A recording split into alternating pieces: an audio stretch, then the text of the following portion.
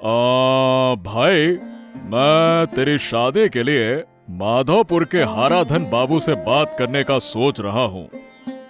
अरे अभी से? अरे दादा, अभी मैं शादी नहीं करूंगा।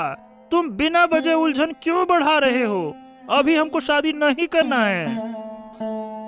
उलझन कहना नहीं चाहिए, लेकिन शादी की उम्र हो गई है। बुजुर्ग होकर शादी करोगे, फिर ऊपर से मैं घर की सारी जिम्मेदारियां अकेले नहीं संभाल पा रही हूँ, और तेरे भाई जी को संभालते संभालते मैं थक चुकी हूँ। अब मुझे एक सहेली की जरूरत है।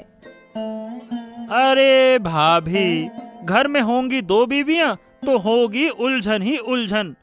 एक दिन तुम देखोगी कि हमारा मिलना जुलना भी बंद हो जाएगा। हाँ, दो बीबियां यानी कि दो बर्तन रहेंगे तो आवाज आएगी खटपट खटपट चटपट चटपट। हाँ भाभी, देख लेना। भैया, इन सब बातों को सोचकर नहीं चल सकते। फिर भी तुझे शादी करनी ही पड़ेगी। वो हाराधन बाबू की लड़की पूर्णिमा, हमने उसे देखा है। वो बहुत अच्छी लड़की है। तेरा और उसका मेल बहुत अच्छा होगा। अब तू मना मत कर। अरे तू किससे डर रहा है ये बता। अरे ये जो मैंने अभी तुम्हें बताया ना, मुझे उसी से तो सबसे ज्यादा डर है। देखो दादा, हमको चाहिए मानसिक शांति। जानते हो ना, मानसिक शांति। अगर मन में कोई अशांति हो तो मुझे बिल्कुल अच्छा नहीं लगता। काम करने का बिल्कुल मन नहीं करता फिर मेरा।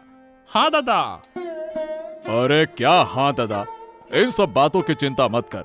मैंने तेरे और अपने लिए अलग अलग हर चीज का इंतजाम कर दिया है। इस घर में सब कुछ दो दो है। रसोई घर से लेकर हर एक चीज अलग अलग है।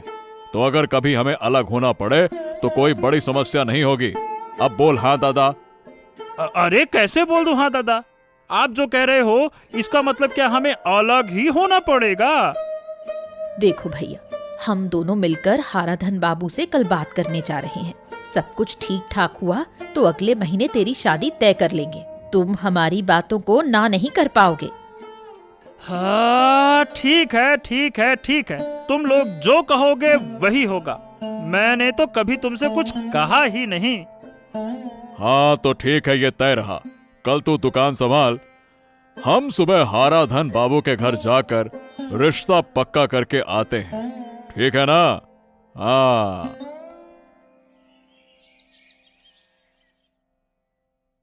देखिए, मैंने सुना है कि आपके गांव में आपकी एकमात्र बड़े किराने की दुकान है।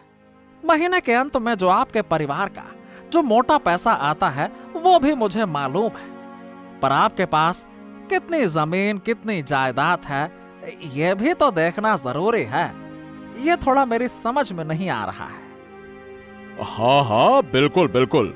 देखिए, हमारे पास कुल मिलाकर 4 बीघा जमीन है। फिर भी भविष्य में हम दोनों भाई और जमीन खरीदने का प्लान कर ही रहे हैं, तो काफी सारी चीजें हैं। हाराधन बाबू, आपकी बेटी हमारे घर आई तो वो राजकुमारी की तरह रहेगी। आपकी बेटी को किसी चीज की कोई परेशानी नहीं होगी।